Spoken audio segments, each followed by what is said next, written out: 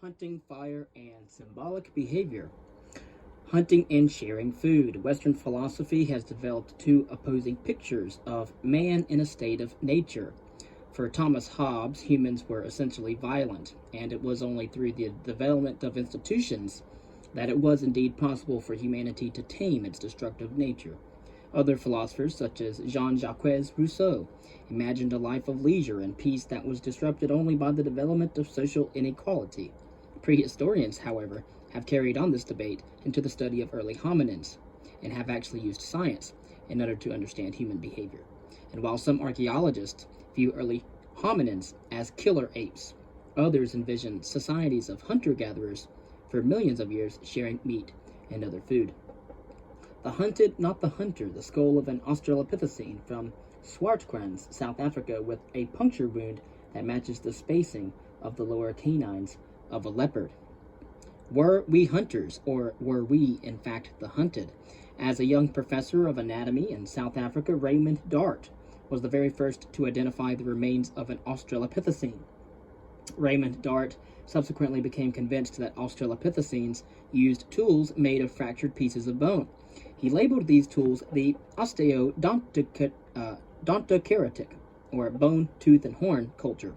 The tools that Raymond Dart identified included cutting tools, scoops, and spears. Dart developed a vision of Australopithecines as brutal hunters, slacking their ravenous thirst with the hot blood of victims and greedily devouring livid, writhing flesh. In the 1970s, archaeologists began to question Dart's interpretation with a series of studies into how bones are accumulated and what processes affect them after their burial. Such studies, known as taphonomic analyses, have included scrambling into hyena dens to collect bones gnawed by these carnivores. When bones from hyena dens were compared with the bones that Dart had identified as tools, it became clear that the tools were in fact actually produced by carnivores gnawing. It also turns out that the hominins at these sites were not the hunters, but rather the hunted. And so, as we can see, the hominins in our early state of development were being hunted as opposed to being the ones that were hunting. In a particularly vivid illustration, the puncture marks on the skull of a juvenile Australopithecine from the site of Swartkrans closely match the spacing of the lower canines of a leopard. Some archaeologists began to question whether early hominins were even capable of hunting large animals. Louis Binford vocally advanced the idea that early hominins were scavengers, living off carcasses left behind by the carnivores or fallen through natural mortality. Binford left archaeologists with a tremendous challenge. Rather than being able to assume that the bones found on archaeological sites were the traces of human hunting, they now had to prove that those bones were neither scavenged nor brought into the site by geological processes.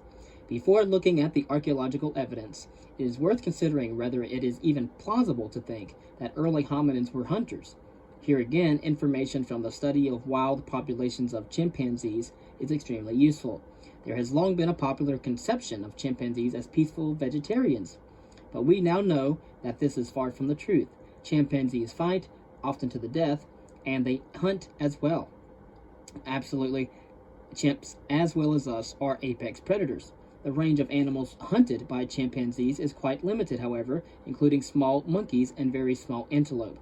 Chimps hunt without tools, but they do rely on cooperation in order to catch and kill animals. When the Thai forest chimpanzees hunt monkeys, some members of the group chase them up a tree while others wait quietly in a strategic spot in order to catch the monkeys as they run away. The monkeys are usually killed by biting and then ripped apart and eaten on the spot.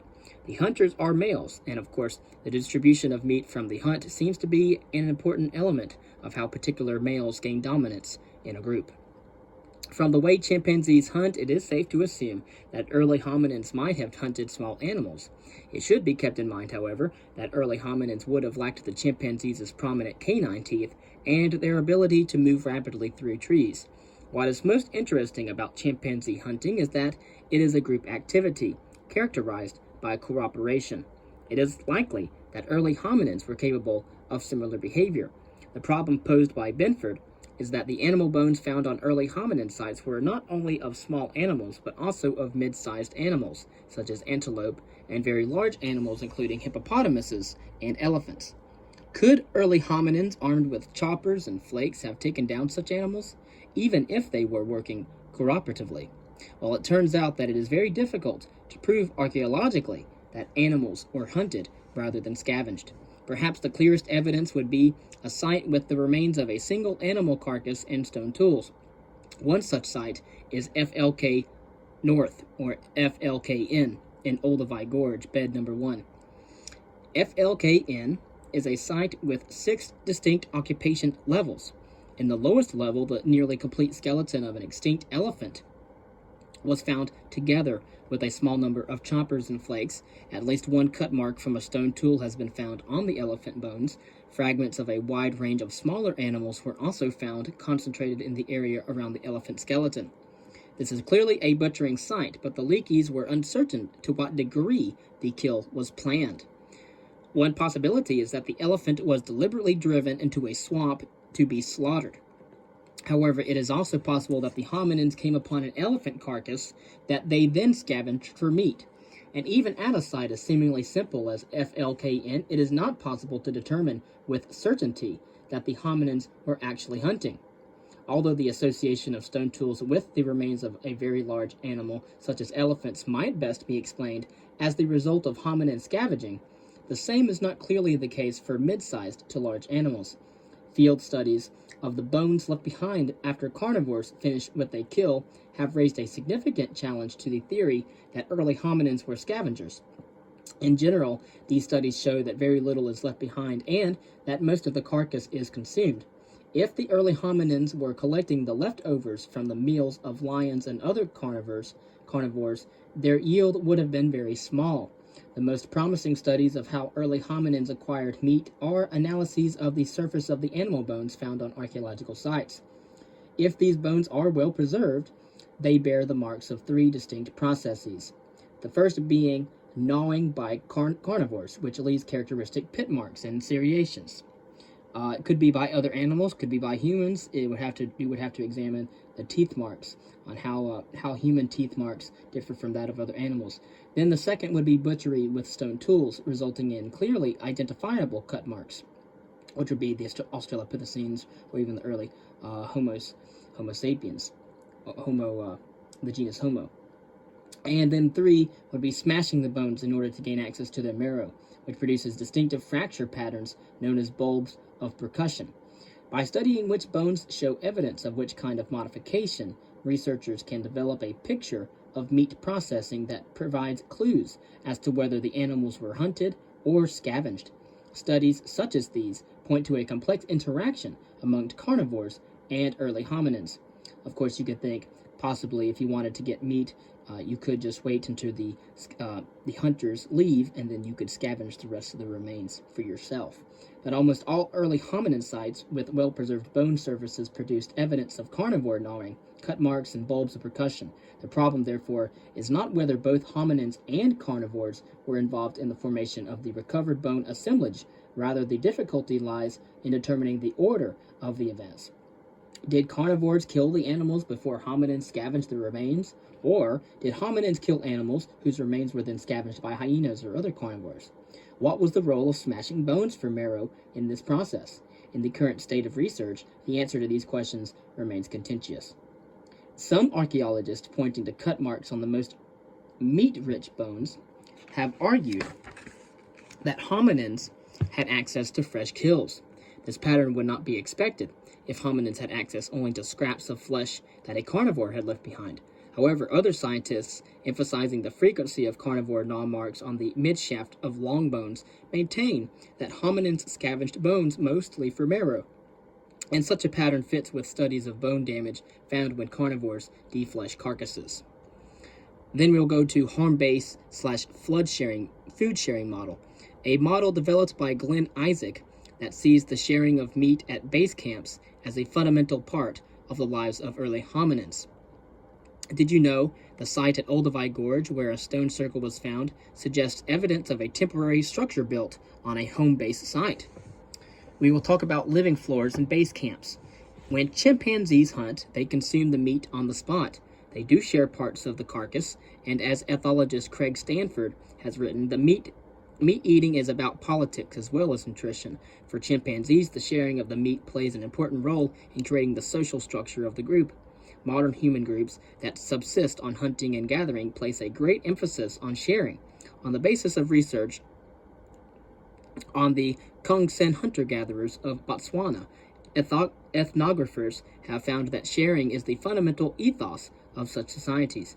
Unlike chimpanzee sharing, which takes place at the spot where the kill was made, sharing among hunter-gatherers takes place when meat is brought back to a camp. This distinction forms the basis of the home-based/food sharing model developed by Glenn Isaac. According to this model, hominins created places on the landscapes to which meat was brought for sharing among members of a community. And according to Isaac, it is the ability to share and cooperate rather than the ability to kill that is the driving force behind human evolution. And as we actually know when we study primates and other chimps, for example, if there is a kill and then the chimps are about to eat on sight, if one of the chimps announces a distress call that there is an enemy attacking, to drive other chimps away from getting the food so that they can get the food themselves, the chimps pick up on that. And if they find out that the chimp was lying in order to get food or for themselves and not cooperating or sharing with the other chimps, then they will kill, the alpha males will kill that chimp on sight, usually tearing his flesh apart. And so here we know that according to Isaac, again, this is Glenn Isaac, it is the ability to share and cooperate rather than the ability to kill that was the driving force behind human evolution. We have a stone circle at DK. The stone circle at the DK site in Olduvai Gorge, we noticed that part of the circle was destroyed in a trial excavation, but when Isaac developed his home-based food sharing model, he had in mind the DK site in Bed 1 at Olduvai Gorge. Excavations at DK in 1962 uncovered a circle of lava blocks in what the Leakeys identified as an occupation floor. A clearly defined level of animal bones and stone tools. So the circle measures roughly about 4 meters in diameter. Blocks are piled around the circumference in order to maximize height of approximately 30 centimeters, and there are scattered stones on the inside. The Leakeys interpret this circle as the remains of a temporary shelter or windbreak of branches, which were then covered with grass or skin. In the area in and around the structure, stone tools and animal bones were found. The density of these remains was greater outside the stone circle than that of the inside. I do want to briefly mention the importance that when we look at chimpanzees, our distant cousins, which we are 98% genetically similar to, the chimps will eat their kills on sight.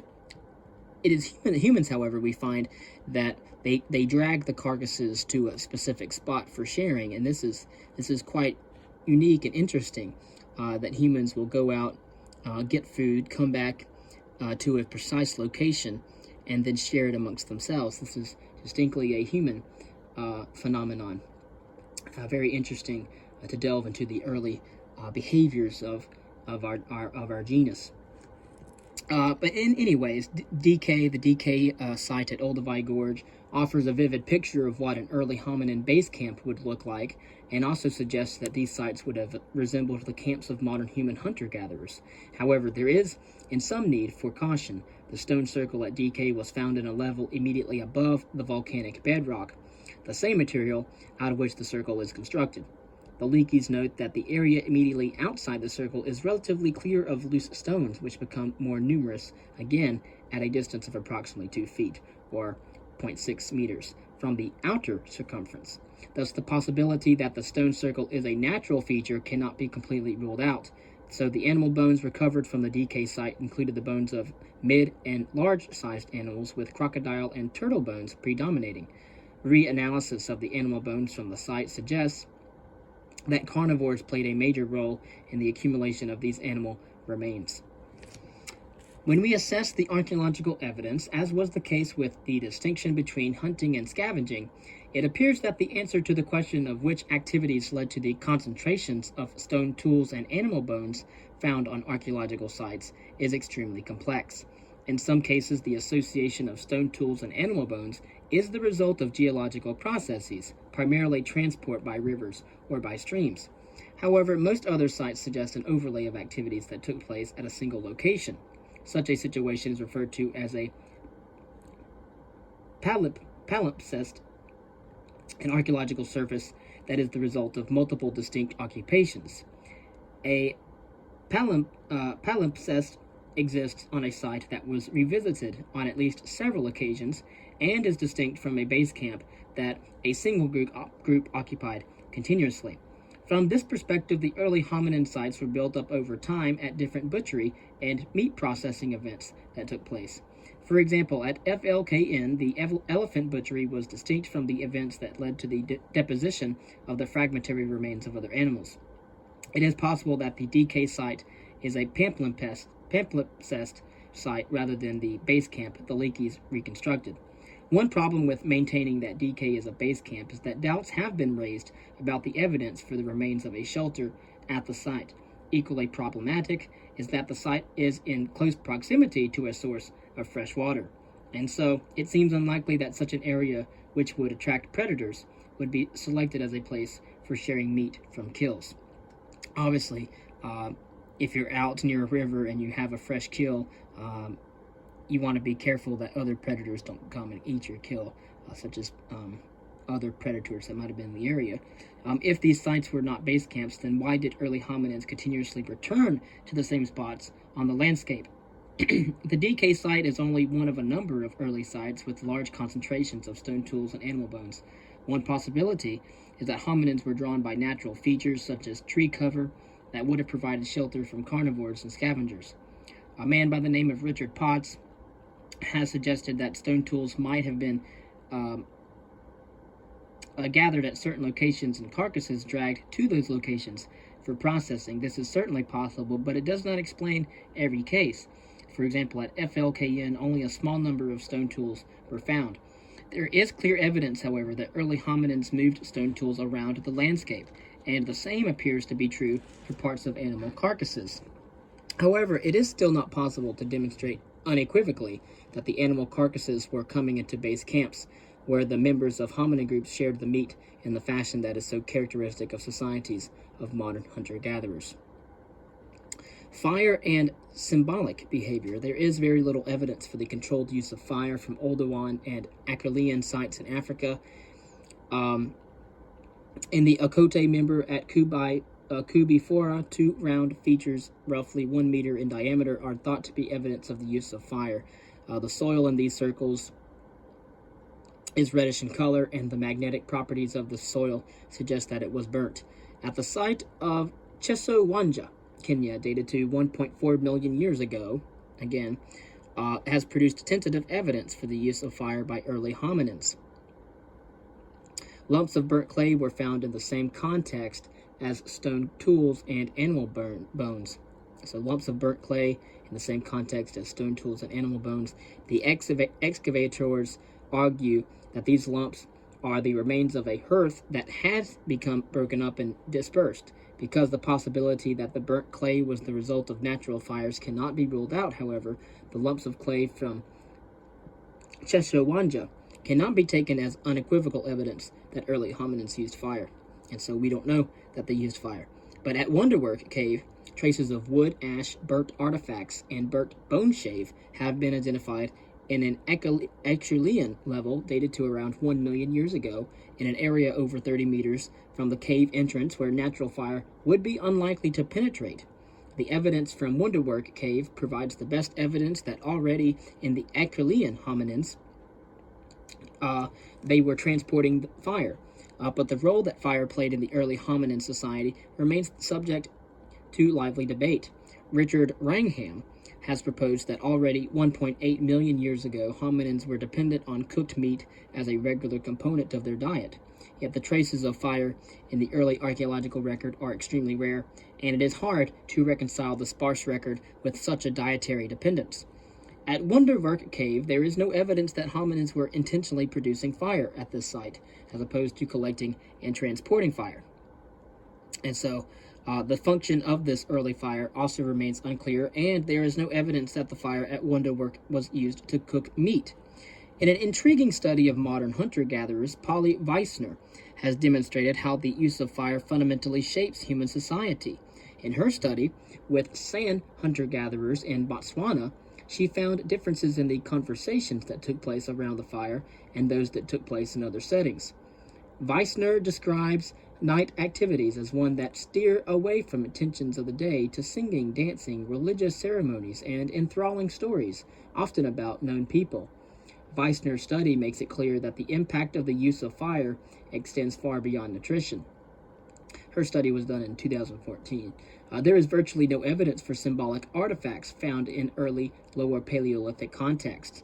The discovery of a large group of hominin fossils deep in the Rising Star cave system in South Africa led to the excavator to suggest that the location of these bones in a dark part of the cave system that today is only accessible through a narrow passage was the result of the transport of corpses below ground for burial.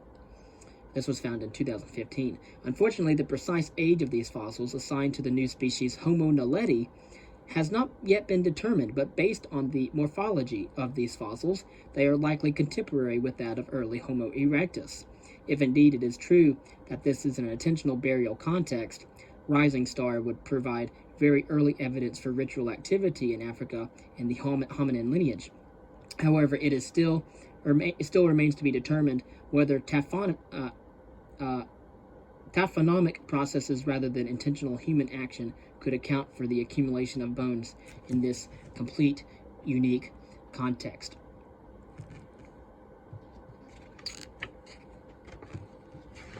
And the expansion of the hominin world. By 1.4 million years ago, the hominin radiation was over. Of the four genera that flourished beginning 4 million years ago, only genus Homo survived. Within genus Homo, there was at this point only a single species, that of Homo erectus. By this time, a sophisticated tool technology, the Acheulean, had developed in Africa. Overlapping with the end of the hominin radiation, the hominin colonization of areas outside of Africa began.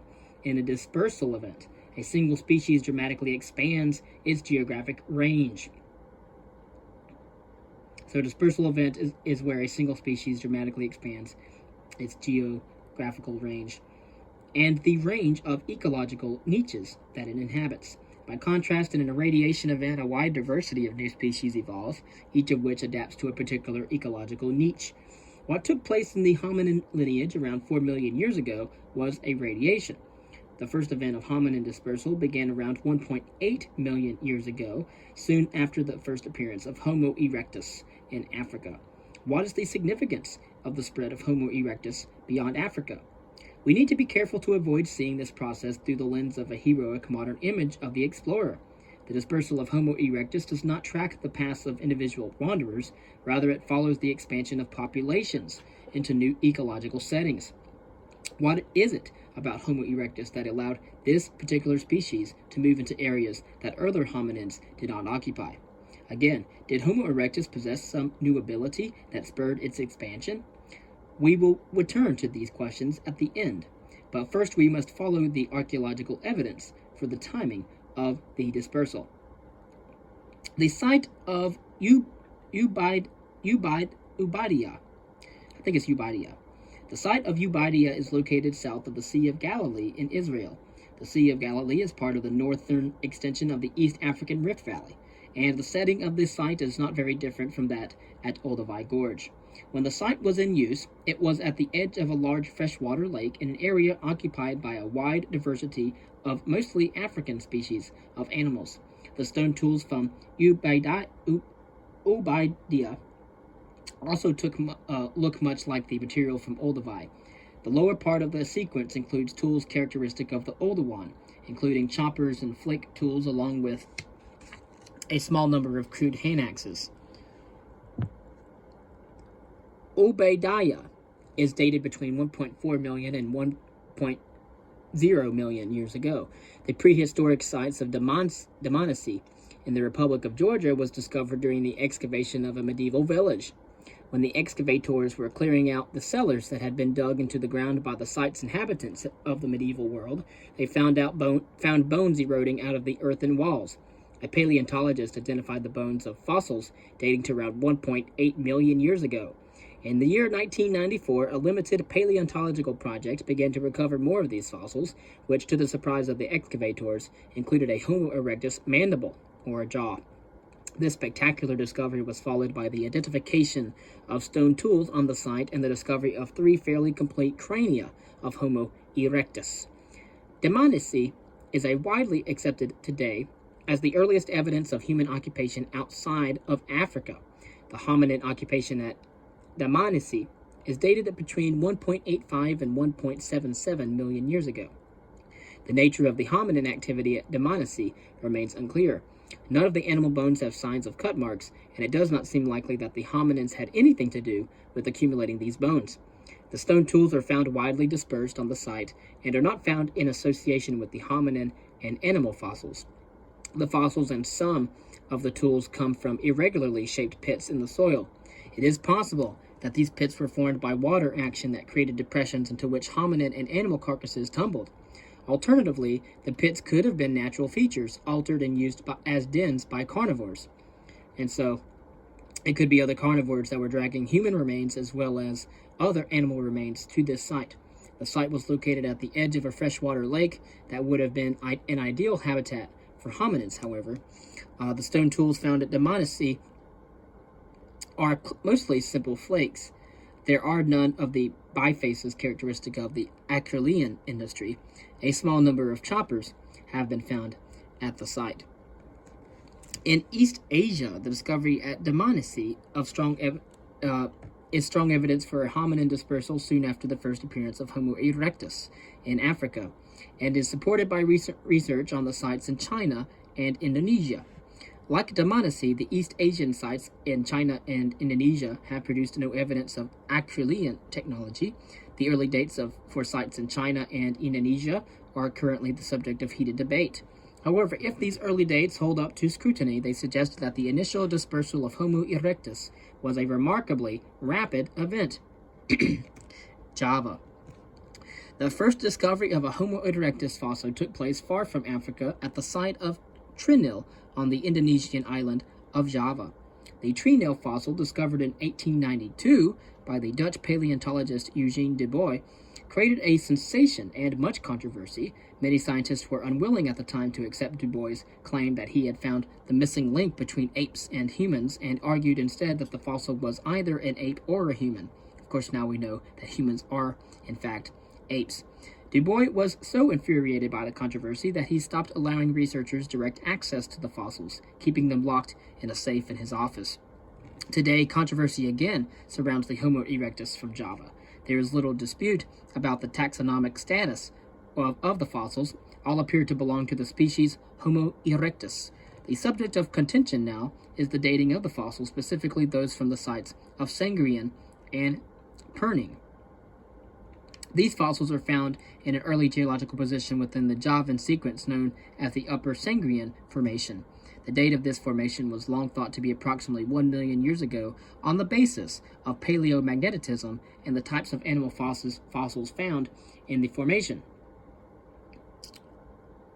Again, Sangrian and Perning are sites on the island of Java where fossils of Homo erectus dating to 1.8 million years ago were found. At Dmanisi, the oldest known archaeological site outside of Africa, located in the Republic of Georgia and dated between 1.85 million and 1.77 million years ago. In 1994, argon dates were published for the Upper Sangrian Formation at Sangrian and Perning that placed the fossils at 1.8 million years ago. However, a number of archaeologists have questioned whether this date is accurate. Although Java is now an island, it was not so throughout the Pleistocene era. A land bridge known as the Sunda Shelf connected Java to mainland Southeast Asia during the periods of low sea level. One oddity of the early Homo erectus site on Java is that none have produced evidence of stone tools. Still, it is not yet clear whether these hominins lacked stone tools or whether they made tools that have not been identified. And then we have the Nihiwan Basin. The Nihiwan Basin in the northern China plain near Beijing is an area rich in paleontological sites. A number of sites with stone tools have been found at Nihiwan in contexts that appear to be early Pleistocene. 4 of these sites have been dated by paleomagnetism to the period around 1.6 million years ago.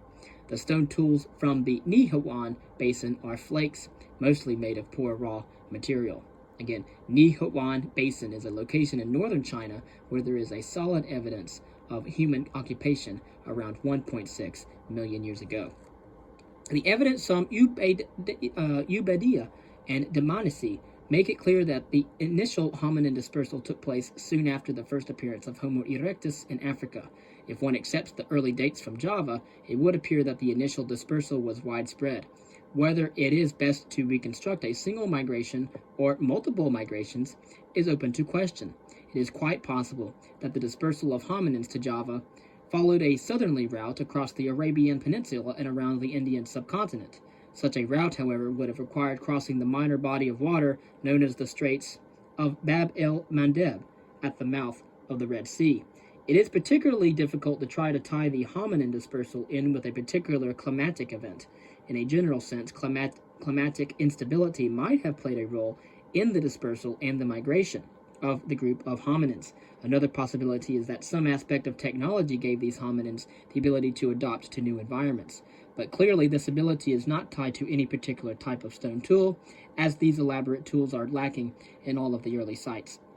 One interesting suggestion is that it was the development of technologies of food processing, particularly the use of fire, that led to the hominin dispersal.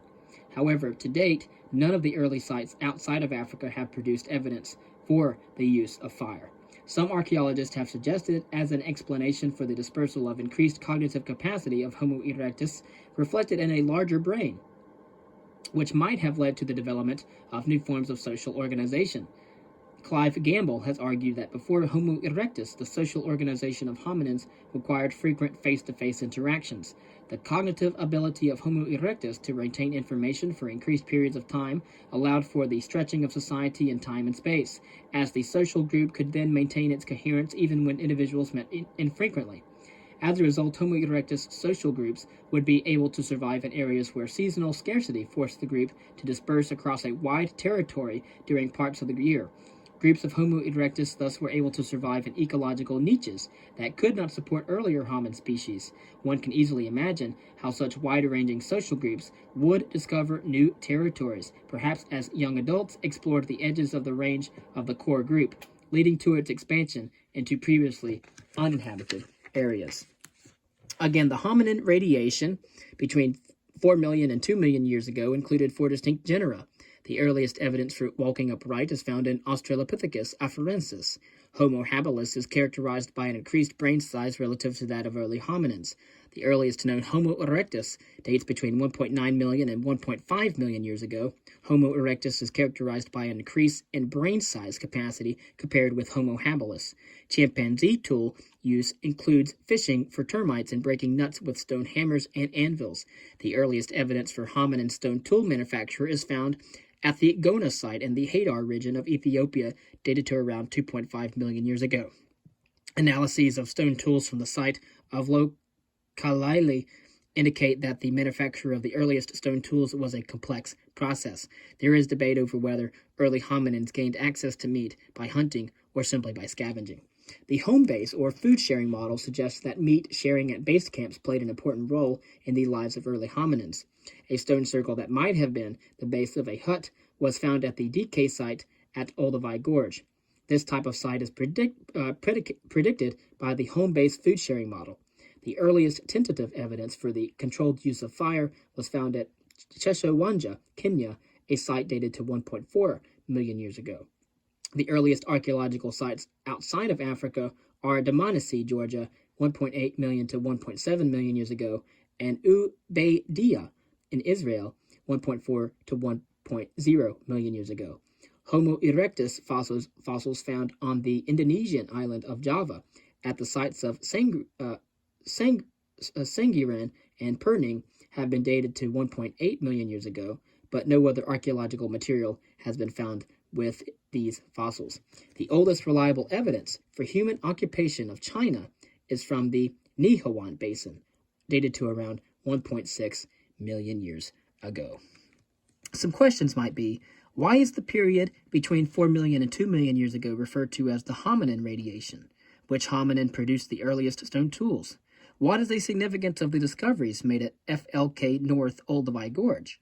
What is the home-based food-sharing model, and does the archaeological evidence support it? Is the initial dispersal of Homo erectus best described as gradual or rapid?